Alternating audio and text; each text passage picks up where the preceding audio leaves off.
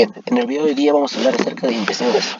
Ya hablamos acerca del delgado, hablamos del estómago, hablamos incluso de las secreciones de cada órgano, ya sea tubo digestivo, ya sea órgano digestorio. Vamos a hablar de la porción terminal del tubo digestivo, que es el intestino grueso. Ahora, algo importante, una función importante consiste en que el intestino grueso completa la absorción y también produce determinadas vitaminas. Ahora, además, igual tiene que propulsar al alimento. Recuerden que aquí tenemos el delgado. Del delgado, el alimento debe ser propulsado ¿a quién? Al intestino grueso. Ahora, este grueso tiene unas bolsas. Estas bolsas que ven acá se llaman austras.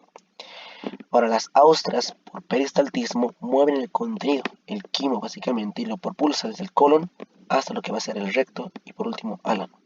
Además, hay bacterias colónicas, hay bacterias en el intestino grueso que van a convertir las proteínas en aminoácidos y algunas vitaminas de complejo B.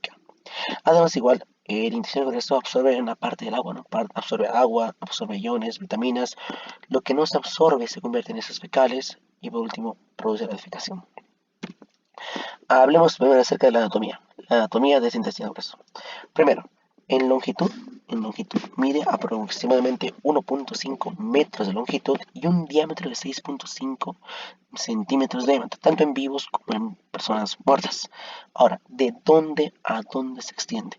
Se extiende desde lo que va a ser el ilion, que es la porción final del delgado, y se extiende hasta lo que va a ser el recto y el ano. Ahora, algo importante, el intestino grueso está fijado a la pared abdominal posterior por lo que va a ser el mesocolon transverso, así como lo que ya vimos alguna vez, una doble capa de peritoneo. Ahora bien, miren, el intestino grueso tiene cuatro partes, cuatro. El ciego, la primera parte, tiene colon y luego recto y ano. O sea, la primera parte es el ciego, una porción dilatada. Luego viene el colon. El colon son cuatro partes: colon ascendente, colon transverso, colon descendente y colon sigmoides. Ahora viene la tercera parte, el recto y luego el conducto anal. Vamos a ir desglosando poco a poco cada conducto y cada porción de este intestino grueso. Primero, recuerden que entre lo que va a ser el ilion, y el intestino grueso hay una válvula. Esta válvula se llama la válvula iliocecal, para que el alimento, para que el quimo pase del intestino delgado al grueso, tiene que estar relajada esta válvula, la válvula iliocecal, que permite que pase alimentos. Ahora bien, escuchen, por debajo de esta válvula iliocecal, miren, por debajito, cuelga un saco. El saco se llama ciego, que mide unos 6 centímetros de longitud. Ahora, cerca del ciego hay un órgano en forma de vermis, un órgano en forma de gusanito. Se llama el apéndice vermiforme, que mide unos 8 centímetros de longitud. Ahora igual, este apéndice vermiforme, simplemente apéndice, tiene un mesenterio. El mesenterio se llama mesoapéndice, que va a fijar el apéndice a la pared inferior abdominal. Luego, miren, escuchen bien, el ciego, la parte abierta del ciego, la parte abierta de lo que va a ser en todo caso el apéndice, forma en la primera parte del colon. Esta parte del colon se llama colon ascendente. Luego viene colon transverso, descendente y sigmoides. Hay algo importante que tú debes saber, chicos. ¿Qué parte del colon es retroperitoneal? Por ejemplo, la parte del colon ascendente y el colon descendente son órganos retroperitoneales. En cambio, el colon transverso y sigmoides no lo son. Ahora bien, el colon ascendente, como su nombre dice, asciende por la parte derecha desde el ciego, asciende hasta lo que va a ser el hígado. En la parte inferior del hígado gira hacia la izquierda. Este giro hacia la izquierda del colon ascendente se llama flexura cólica hepática derecha. Es un giro que hacia la izquierda que pasa en el apéndice en la parte inferior del hígado. Ahora lo siguiente, el colon transverso, que es el que se origina acá, sigue transversalmente, sigue del lado izquierdo hacia el lado derecho. Luego, lo siguiente, luego el colon transverso, miren, también se gira. Este giro. Este giro se llama, chicos, la flexura cólica esplénica izquierda. ¿Por qué? Cuando el colon transverso llega hasta el vaso, gira abruptamente hacia abajo. Bien, gira hacia abajo. Este giro hacia abajo se llama flexura cólica esplénica. Recuerden que esplénico es vaso. Flexura cólica esplénica izquierda. Luego, una vez que el colon transverso gira, forma la tercera parte del colon. Se llama el colon descendente. Ahora, el colon descendente desciende ¿hasta dónde? Hasta la cresta ilíaca izquierda. Y luego de que la cresta iliaca izquierda, el colon ascendente, comienza lo que va a ser el colon sigmoide. Bien, colon sigmoide, la cuarta parte, el colon sigmoide. Este colon sigmoideo se podría decir que comienza en la cresta iliaca izquierda y acaba en lo que va a ser a la altura de la tercera vértebra sacra. Así que bien, como aquí vemos fácilmente la anatomía de este órgano. Colon ascendente, hasta la parte inferior del hígado gira en flexura cólica hepática derecha. El colon transverso sigue de izquierda a derecha y pues gira igual hacia abajo y se llama flexura cólica esplénica de izquierda. Luego, ¿qué va a pasar? Colon descendente hasta la cresta ilíaca y forma el colon sigmoides. El colon sigmoides se extiende de la cresta ilíaca hasta la tercera vértebra sacra. Desde acá comienza el recto, chicos, el recto. Aquí está el recto. Miren, el recto es un tubo que mide 15 centímetros de longitud.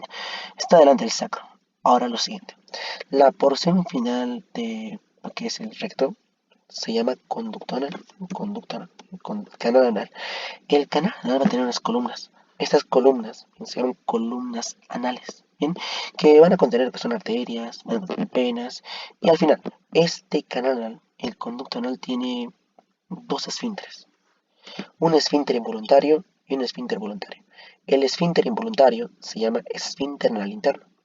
El esfínter voluntario se llama esfínter anal externo. Esfínter anal externo. Mucho cuidado. El esfínter anal interno, como es involuntario, no lo controlo. Es músculo liso. En cambio, el esfínter anal externo, como es voluntario, soy capaz de, es músculo esquelético. Es músculo esquelético y lo puedo controlar. Esa parte ténganlo muy en cuenta para esta parte. Ahora sí. Una parte de la clínica que es muy importante es la apendicitis, que de hecho fue pregunta propedéutico. Primero, la apendicitis es la inflamación del apéndice. Bien, ahora por una obstrucción. El apéndice se inflama por una obstrucción de un lito. Se puede obstruir y el lumen de Purkinje por cuerpo extraño, cualquier carcinoma de ciego. Un carcinoma de ciego es como un cáncer de ciego, un cáncer en el ciego que sea capaz de obstruir la entrada a la luz del apéndice. Cualquier retorcimiento del órgano, una estenosis. Una estenosis es un cierre de la luz del apéndice. Así que una obstrucción del lumen puede provocar lo que es la apendicitis.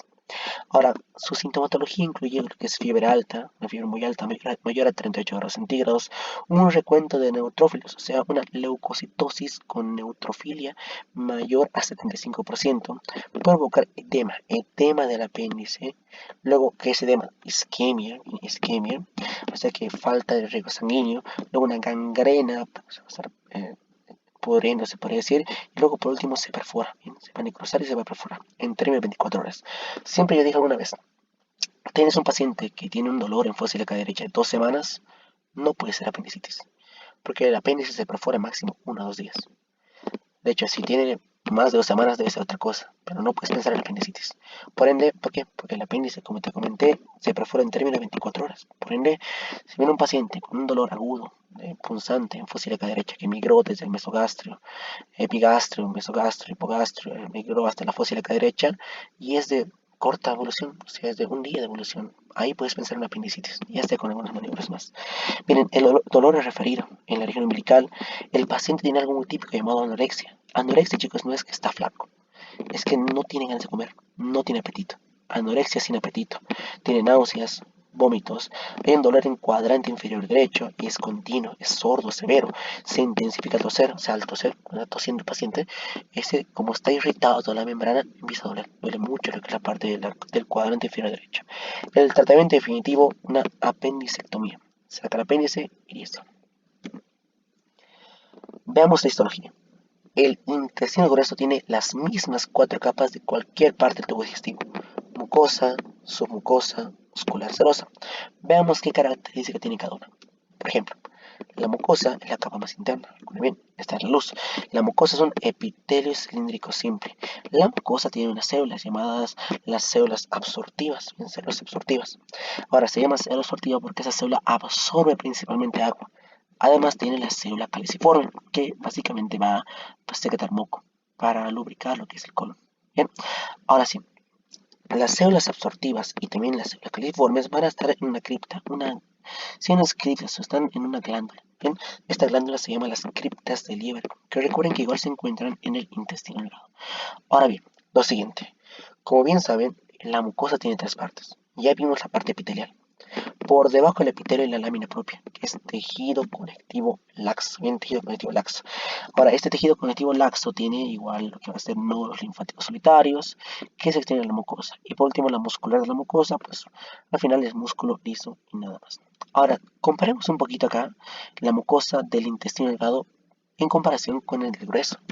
Miren acá, en comparación, la mucosa del intestino grueso no tiene tantas adaptaciones estructurales para aumentar el área de absorción. Ojo, recuerden que el intestino delgado tiene tres cositas: pliegues circulares, vellosidades y microvellosidades. Pero en cambio, el intestino grueso solo tiene como tal microvellosidades, carece de pliegues y carece de vellosidades como tal. Es un dato interesante que siempre puede ser preguntado. Luego, la submucosa pues es la segunda capita, ¿no? Es igual tejido conectivo laxo. Por debajo se encuentra la capa muscular. Ahora, la capa muscular son dos capas. La capa interna circular y la capa externa longitudinal. Y la última parte, lo que va a ser en todo caso, la última capa, la capa más externa del intestino grueso, es la serosa, que incluye mesotelio y recuerden que incluye igual tejido conectivo laxo. Ahora bien, van a ver aquí algo interesante. Miren, uh, recuerden que les comenté que el intestino grueso tiene bolsas. Estas bolsas, que ven acá, son bolsas, se llaman austras. Pero igual hay una parte del músculo liso del intestino grueso que está engrosado. Este engrosamiento, lo que estoy señalando acá con mi puntero, este engrosamiento se llama, chicos, tenias del colon. Tenias del colon, que recorren casi todo el intestino grueso. Ahora bien, como te comenté, las tenias están separadas por las austras. Las austras son bolsas, bolsas en el colon. Igual, chicos, miren, a partir de lo que va a ser en todo caso, hay unos pequeños sacos de peritoneo visceral que están llenos de grasa, que se fijan en la tenia. Esta grasita se llama un apéndice mental. Apéndice mental. Así que a diferencia del resto del tubo digestivo, el grueso tiene tres cosas importantes, muy interesantes. Un músculo liso engrosado, llamado tenias del colon, engrosamiento del músculo liso. Luego tiene los, las bolsas, llamadas austras. Y por último, como un pliegue de peritoneo, en un saco de peritoneo visceral lleno de grasa a partir de las tenias, se llaman apéndices umentales. Y no es igual, o apéndices epiploides, igual como se llama. Ahora hablemos de la digestión mecánica. Vamos a ver qué pasa acá. Recuerden que todo depende de la válvula ileocecal. La válvula ileocecal debe estar relajada. ¿Para qué? Para permitir que el alimento, que el quimo líquido pase de lo que va a ser el intestino delgado al intestino grueso. Listo. Ahora bien, inmediatamente después de que pase la comida, bueno, después de que pase lo que va a ser en todo caso, después de una comida, mejor dicho, después de comer, se comienza un reflejo, se llama el reflejo gastroiliar. Bien, el reflejo gastroiliar. Este reflejo gastroiliar va a intensifica el peristaltismo de lo que va a ser el ilion, bien, el ilion, y fuerza que el contenido del ilion pase hacia el ciego. Así que para que pase después de una comida, estoy comiendo, después de una comida, el reflejo gastroiliar hace que el ilion se contraiga tanto que va a hacer el quimo al ciego. Además, igual se libera la hormona gastrina, que actúa relajando el esfínter ileocecal. Ahora bien, lo siguiente. Hay aquí dos movimientos interesantes en lo que va a ser en todo caso el grueso. Primero, el batido austral o segmentación. Miren, aquí en este batido dice lo siguiente. Las austras relajan. Y cuando están relajaditas, las austras se distienden. Cuando se distienden, se van llenando. Luego, cuando esa distensión alcanza cierto punto, esa austra se contrae y pasa el alimento a la siguiente austra y a la siguiente. Voy a tratar aquí de dibujarte un poquito esto. Aquí está lo que va a ser mi puntero. Mira, aquí está la austra. Imagínense esto. El austra se hace grande, se distiende. Ahora, el batido austral consiste en que esta austra que está distendida, tiene que contraerse. Se contrae. Entonces se contrae. Lo voy a expulsar. Ahora, en vez de que esté así, de esta manera, todo hinchado, todo distendido, ¿qué va a pasar? El austra vacía su contenido a la siguiente. O sea, pasa de acá a la siguiente austra. Y bueno, esta es la que ahora va a empezar a distenderse. Perdón por el dibujo. Y así. Van uno a otro, a otro y a otro y a otro y a otro. Eso se llama batido austral. Batido austral. está. Entonces, básicamente, cuando la austra se dilata, se ensancha, se extiende, llega un punto en que se contrae. Cuando se contrae, pasa el contenido de esa ostra a la siguiente, y a la siguiente, y a la siguiente. ¿Bien? Así que esa parte, recuerden muy bien. Ahora, hay otro tipo de movimiento. Se llama peristaltismo en masa. El peristaltismo en masa es una onda peristáltica que empieza en la parte media del colon transverso, en la parte media del colon transverso, y que al final da 3 a 12 contracciones por minuto y que va a impulsar, y conduce el contenido del colon, bien del colon, hacia lo que va a ser el recto. Igual ayuda, ¿bien? Peristaltismo en masa. Ahora bien, hay un reflejo más. Cuando los alimentos están presentes en el estómago, se intensifica o surge el reflejo gastrocólico. Este reflejo gastrocólico, bien, en el colon, ocasiona el peristaltismo en masa, que ocurre 3 a 4 veces también por día. Bien, nada más. Ahora lo siguiente, hablemos de la digestión química. La digestión química del grueso ocurre en el colon por actividad de bacterias que habitan la luz. Recuerden que acá en el colon hay bacterias, recuerden que hay bacterias incluso que van a fermentar. Recuerden que hablamos esto en la parte de sangre. Decimos que hay bacterias hay bacterias que van a convertir la bilirrubina en diferentes pigmentos, estercobilina o qué sé yo. Eso recuerden esa parte. Así que el colon tiene bacterias. Ahora bien, lo siguiente.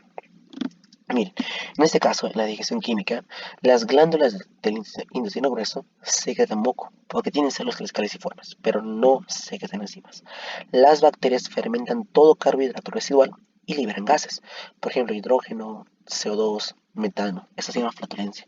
Cuando un paciente tiene muchos gases en su abdomen, es flatulencia, flatulencia. ¿Por qué? Porque las bacterias del colon están fermentando todo lo que queda. Bien, por ejemplo, si no se absorbe, por ejemplo, la lactosa, no se absorbe porque la lactasa está mal, intolerancia a la lactosa, ¿eso que te genera gas, flatulencia, meteorismo, diarrea, bien, porque las bacterias fermentan todo lo que no se puede llegar a absorber.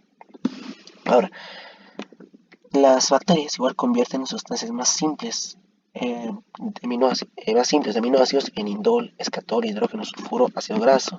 Además, igual recuerden que aquí, bien, lo que te comenté, las bacterias convierten las bilirrubinas en lo que va a ser en todo caso estercobilina. Bien, estercobilina. Luego hablamos un poquito más de la absorción del intestino grueso. Ahora bien, recuerden que acá pasa lo siguiente.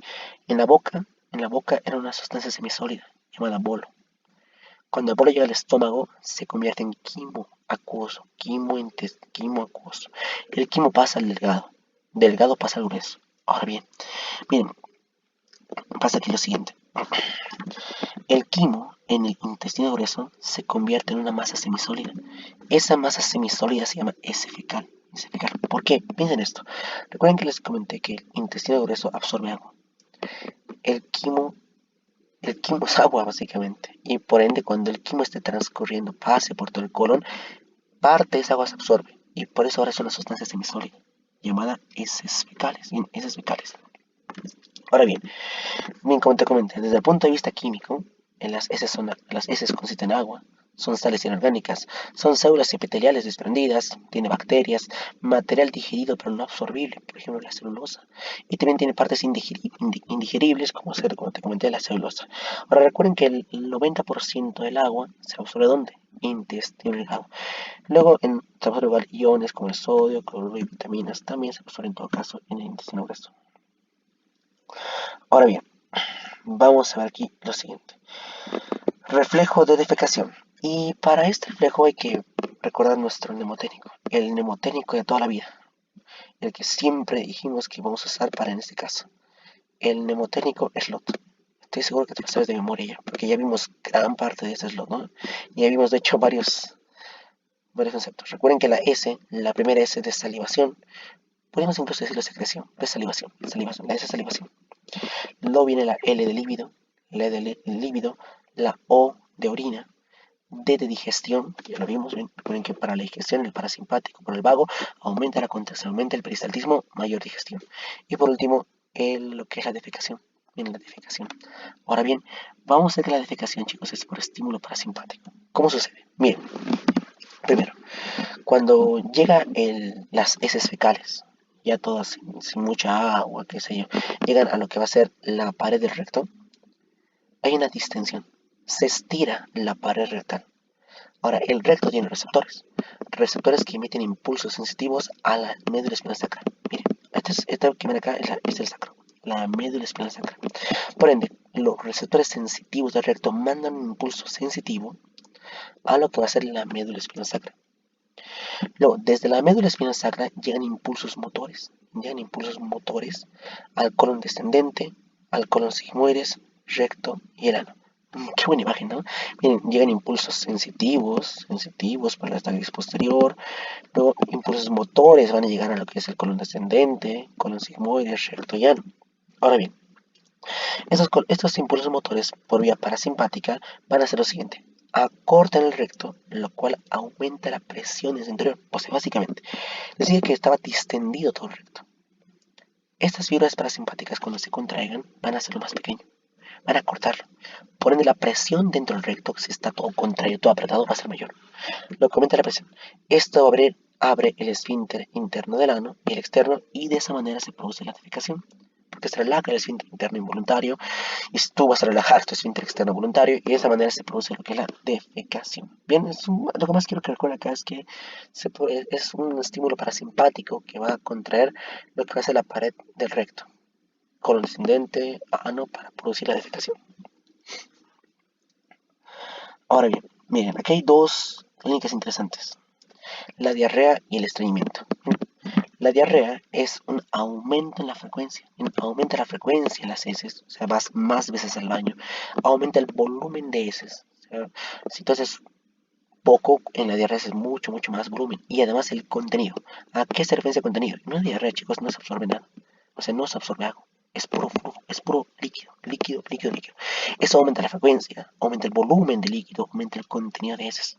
Ahora, ¿por qué se causa? Una causa es el incremento de la motilidad, o sea que tu colon, bien, que el colon empieza a contraerse, bien, que empieza a contraerse mucho, mucho, mucho, mucho. En vez de contraerse cada 3, 12 minutos, así, 50, 40. Va a haber como una guerra dentro de tu intestino grueso que va a contraer todo el tiempo y va a aumentar la motilidad. Aumenta la motilidad y básicamente el flujo, la propulsión del alimento, del quim, por lo que va a ser el colon, el intestino delgado aumenta. Como aumenta, no hay mucha absorción. Como hay menor absorción, eh, no absorbo agua, no absorbo nada, hay mayor volumen, mayor contenido. Y esto va a generar una deshidratación y un desequilibrio hidroelectrolítico. Algo que deben hacer para un paciente con diarrea es pedirle que tome mucha agua. En la hidratación es importante. Aquel paciente que está diarrea tiene que hidratarse, siempre hidratarse, porque la diarrea es un aumento de volumen, por ende tiene que estar hidratado. Lo contrario de diarrea, el estreñimiento. El estreñimiento se refiere a una defecación infrecuente o dificultosa. Otro nombre de estreñimiento, por si acaso, constipación. Está constipado, es estreñido, en el cual básicamente el paciente no puede hacer el baño, no puede ir al baño, no puede defecar. ¿Por qué?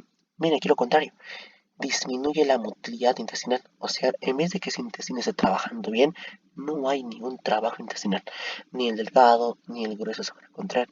Una causa frecuente de eso, por ejemplo, se llama hilio paralítico, al cual cuando un paciente es posoperado hay que revisar muy bien si su intestino grueso está funcionando, o delgado también, porque suelen tener después de la cirugía algún tipo de parálisis de ese nivel.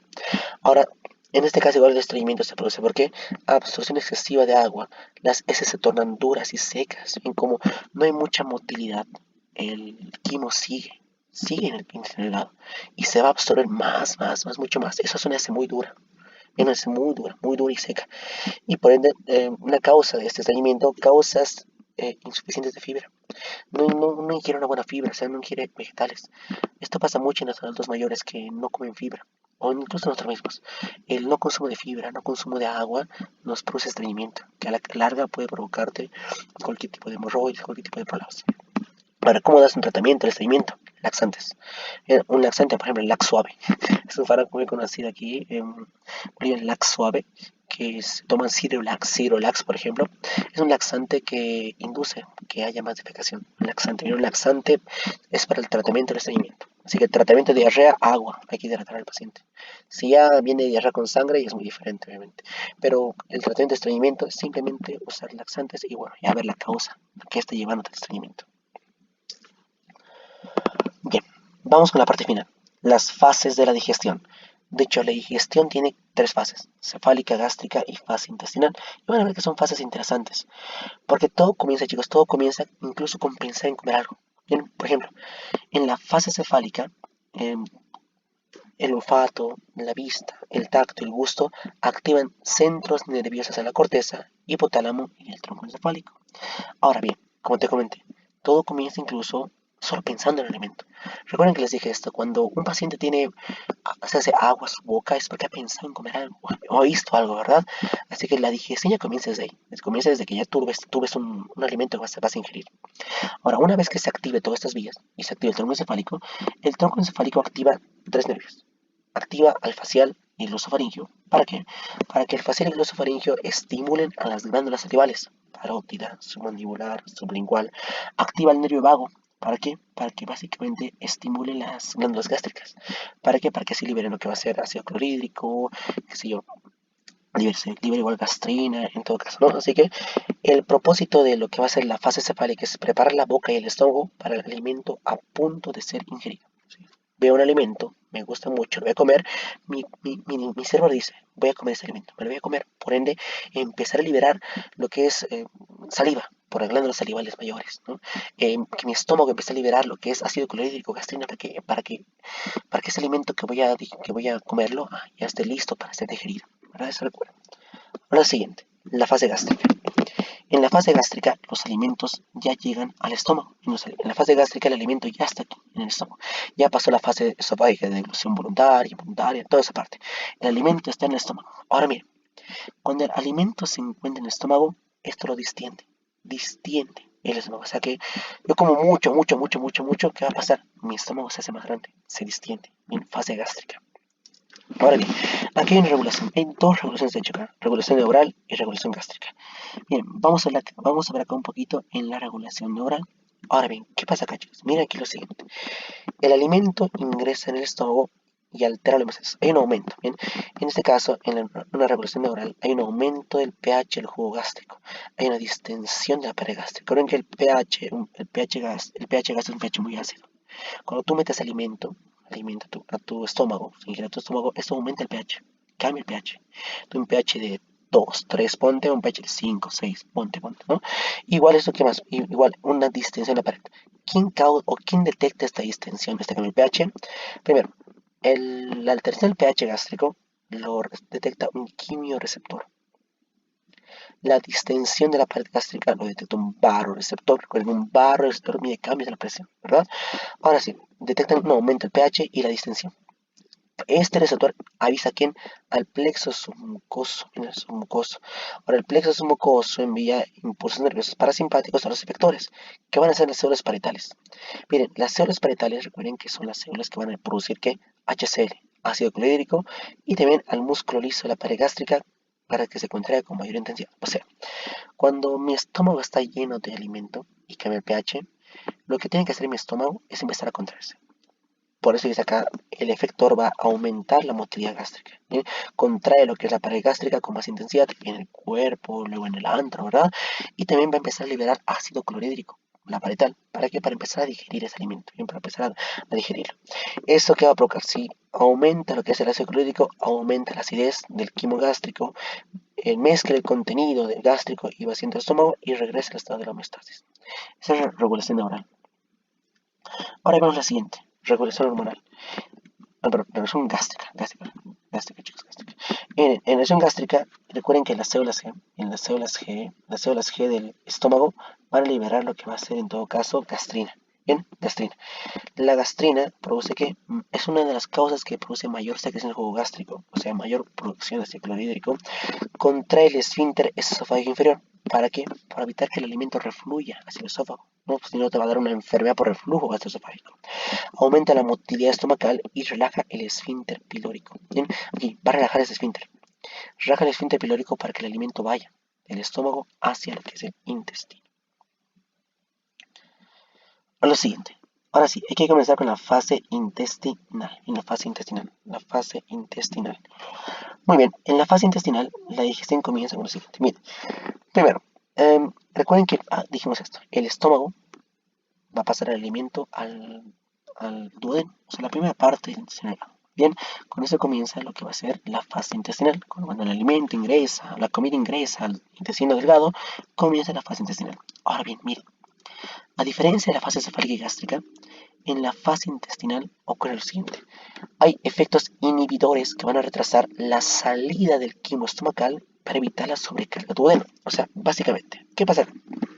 Miren, en la fase intestinal, básicamente se parece que el duodeno, el intestino delgado, le dice al estómago. ¿Sabes qué, estómago? Ya no aguanta más comida.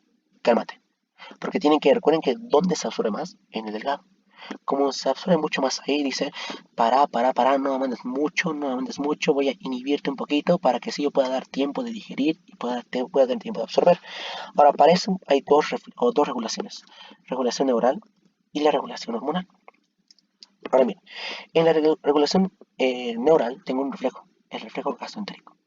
Ahora bien, miren, en el reflejo gastroentérico hay una inhibición, o sea, se bloquea el estímulo parasimpático.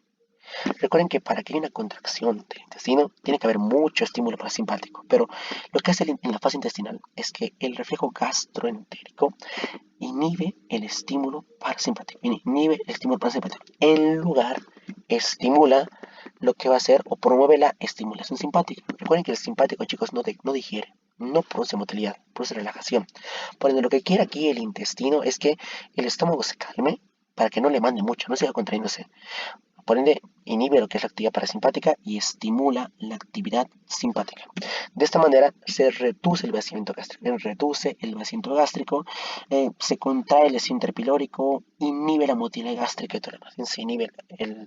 Se contrae este esfínter pilórico para que no haya más alimento hacia el duodeno, disminuye el peristaltismo del estómago y eso reduce el vaciamiento gástrico. Ahora lo siguiente, regulación hormonal. En la regulación hormonal está mediada por dos hormonas, la CCK llamada colecistocinina y la secretina. Bien, recuerden que en el estómago se liberan las células S-secretina, ¿no? Y luego las células CCK, colecistocinina. Ahora bien, ven aquí qué importante la acción. Pero la colecistocinina promueve que se secrete jugo pancreático. ¿Por qué? Porque recuerden que aquí el estómago solo digiere lo que son proteínas, va a digerir un poquito lo que son, absorbe un poquito de alcohol, qué sé yo. Pero recuerden que todo lo que se va a digerir y todo lo que se tiene que absorber está en el delgado. Por ende, requiero de enzimas pancreáticas para que pueda degradar proteínas, triglicéridos, puede degradar más carbohidratos, incluso más ácidos nucleicos, ¿verdad? Y recuerden que el jugo pancreático, los acinos pancreáticos liberan enzimas como la amilasa pancreática, enzimas proteolíticas como la tripsina, quimitripsina, elastasa, carboxipeptidasa, enzimas que degradan triglicéridos, la lipasa pancreática, y enzimas igual que van a degradar ácidos nucleicos. Por ende, la colecistocinina en regulación hormonal estimula que se secrete más jugo pancreático. Igual, se estimula la contracción de la vesícula. ¿Por qué? Recuerden que la vesícula biliar, la función que tiene es almacenamiento. ¿Qué va a almacenar? Almacena bilis. Ahora recuerden que cuando se contraiga la bilis, esa bilis va a bajar conducto cístico, se une con el hepático común con el colédoco y desemboca en la pila duodenal mayor a nivel del embolle de Vatel, qué sé yo, en el duodeno. Ahora bien, ¿para qué? Para que empiece a emulsificar las grasas. Recuerden que la palabra emulsificación es convertir un gran glóbulo lipídico grande en varios más pequeños. Así que eso hace la CCK, estimula que haya más jugo pancreático para digerir alimentos y también hace que se contraiga la vesícula biliar para liberar bilis. Relaja el esfínter de Oddi. Y miren, ¿por qué debe relajar? Recuerden que para que la ampolla de Vater, o la ampolla hepatopancreática pueda liberar tanto la bilis como liberar los dos pancreáticos al duodeno, tiene que relajarse el esfínter hepatopancreático o esfínter de Oddi. Reduce el vaciamiento gástrico para que no llegue más alimento al intestino, produce saciedad, o sea, te harta. Dice, no, tú ya estás hartado, no comes más. Hay crecimiento, mantenimiento del páncreas, intensifica a la secretina. Ahora, ¿qué hace la secretina? La secretina estimula el flujo pancreático rico en bicarbonato. Recuerden que el jugo pancreático intestinal son ligeramente alcalinos. Tienen que neutralizar el ácido gástrico. Recuerden que el alimento que llega del estómago es ácido. Se libera más jugo pancreático o jugo intestinal. ¿Para qué? Para que neutralicen ese ácido del estómago. Miren, inhibe la secretina, inhibe la secreción de jugo pancreático y también intensifica la acción de lo que va a ser la colecistocinina. Bien, mucho cuidado y Repasen bien, por favor, estas funciones. Estas tres fases son interesantes. Mira aquí que tienen un resumen de las hormonas y todo lo demás. Ahora, la última parte, chicos, la última parte con lo que viene y ya vamos a acabar el video acá. Miren, hay otras hormonas de la parte digestiva importantes también. Esto un poquito ya lo vimos en la parte de endocrino, pero ahora vamos a hablar de tres de ellas. Por ejemplo, la grelina. La grelina es una hormona secretada en el estómago y tiene papel en aumentar el apetito. Aumenta tu apetito, aumenta. Hace que quieras comer mucho más. Grelina. Las incretinas van a producir GIP, que es péptido insulinotrópico dependiente de glucosa, igual GLP, que es un péptido semejante a un glucagón, que esto va a provocar que se libere insulina en el páncreas. La motilina, la sustancia P y la pompiacina estimulan la mayor motilidad intestinal. El BIP, que es el péptido intestinal vasoactivo, estimula la secreción de iones y agua por el intestino e inhibe la secreción de ácido gástrico. Lo penúltimo, péptido liberador de gastrina, estimula la liberación de gastrina y la somatostatina inhibe a la liberación de gastrina. Recuerden que la somatostatina es una hormona inhibidora, ¿no? Que va a inhibir en todo caso a la liberación de la hormona gastrina.